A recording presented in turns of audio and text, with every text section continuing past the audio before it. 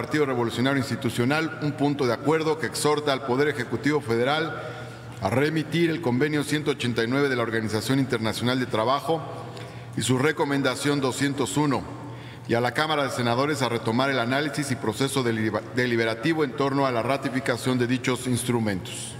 Adelante, senadora. Gracias, presidente, compañeras y compañeros senadores. El trabajo es uno de los derechos que más dignifican a la persona en todas sus dimensiones.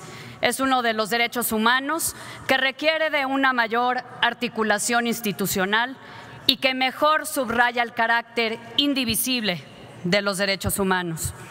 Cuando hay trabajo, se mejora el bienestar familiar, se crean comunidades más prósperas, se enaltece el esfuerzo individual y se sostiene la economía nacional. Sin embargo, el trabajo requiere no solo de un mercado que lo genere, sino de un marco jurídico que lo haga justo, que proteja los derechos laborales de las y los trabajadores, ingresos suficientes, acceso a la seguridad social, un ambiente libre de abusos, discriminación, acoso o violencia. No puede haber trabajos de primera y segunda categoría. Ningún mexicano debe verse en la situación de tener que sacrificar derechos a cambio de un ingreso. Lamentablemente, en nuestro país, la situación del trabajo doméstico remunerado es muy precaria y representa un pendiente inaplazable que solo puede ser corregido con la intervención del Estado. Actualmente, alrededor de 2,5 millones de personas se dedican al trabajo doméstico remunerado.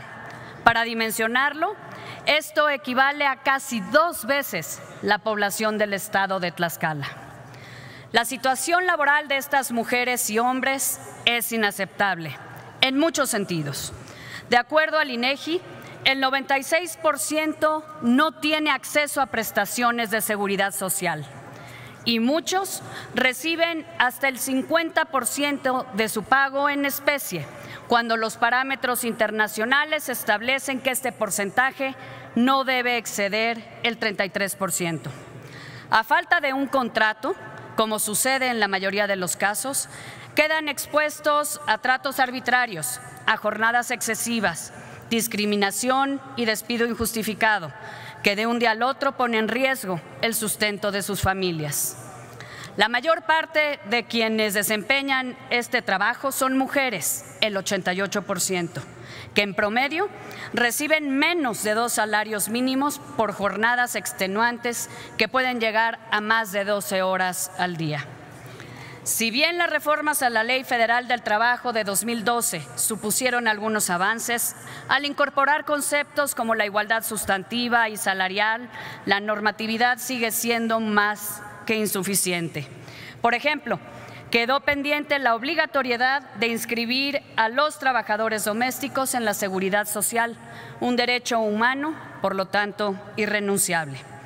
Quiero destacar que desde 2014, la Secretaría de Gobernación, por convicción personal del entonces titular, el hoy senador Miguel Ángel Osorio Chong, encabezó un esfuerzo para visibilizar y regularizar la situación de las y los trabajadores domésticos.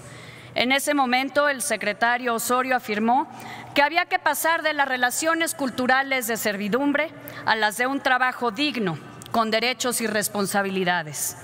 Dicho esfuerzo desembocó en diversas acciones que hoy nos dan un panorama más claro de la situación. Por ejemplo, se convocó a los foros Condiciones Laborales de las Trabajadoras Domésticas, que contaron con amplia representación de colectivos, sindicatos, empleadores y organizaciones de la sociedad civil, entre otros. Una amplia encuesta sobre el trabajo doméstico, así como la elaboración del documento La inspección laboral en el trabajo del hogar remunerado, experiencias internacionales y recomendaciones para México. Este esfuerzo se sumó a innumerables reuniones entre dependencias del Gobierno federal para identificar cómo superar inquietudes de las propias dependencias y poder instrumentar mejor esta agenda. Hoy, entonces, ello nos permite estar en condiciones de ya hacer realidad este pendiente. En este sentido, el Convenio 189 de la Organización Internacional del Trabajo sobre trabajo doméstico y la Recomendación 201 que emite ese mismo organismo son un estándar de oro cuya adopción permitiría a México poner al día su legislación laboral de acuerdo a las mejores prácticas globales. Pero lo más importante, permitirá al Estado mexicano comenzar a hacer justicia a un colectivo de mujeres y hombres con los que tenemos una deuda. Son quienes cuidan a nuestros hijos, nos permiten tener condiciones domésticas dignas y confortables y al hacerlo, a muchos de nosotros nos dan la oportunidad de dedicarnos a otras actividades de desarrollo personal distintas al hogar.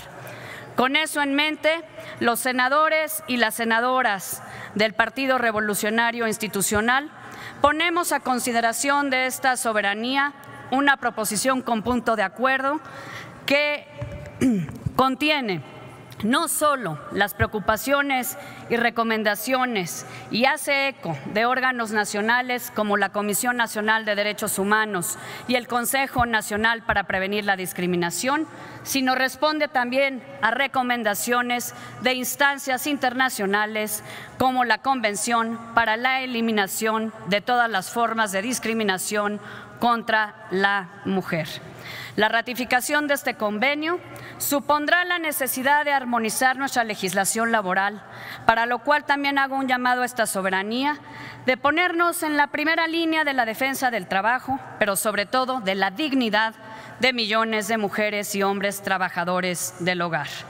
A partir de esta proposición, se exhorta al titular del Ejecutivo Federal a remitir al Senado de la República los instrumentos referidos.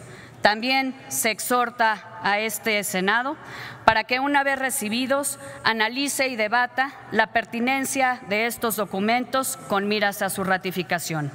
Finalmente, solicita a las instancias del Gobierno federal, como las Secretarías del Trabajo, Salud, Economía, Hacienda, el Instituto Mexicano del Seguro Social y otras, para realizar el acompañamiento a este proceso deliberativo.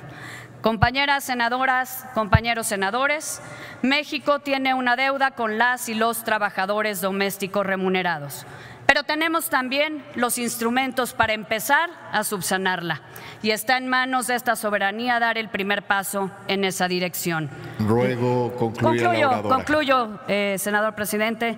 Nuestro país no puede quedar al margen de los avances internacionales en esta materia, pero sobre todo en un México democrático, nadie puede ser invisible, nadie puede carecer de un marco jurídico que garantice la promoción, la defensa de sus derechos humanos. No podemos fallarle a este segmento de trabajadoras y trabajadores que son de los más vulnerables.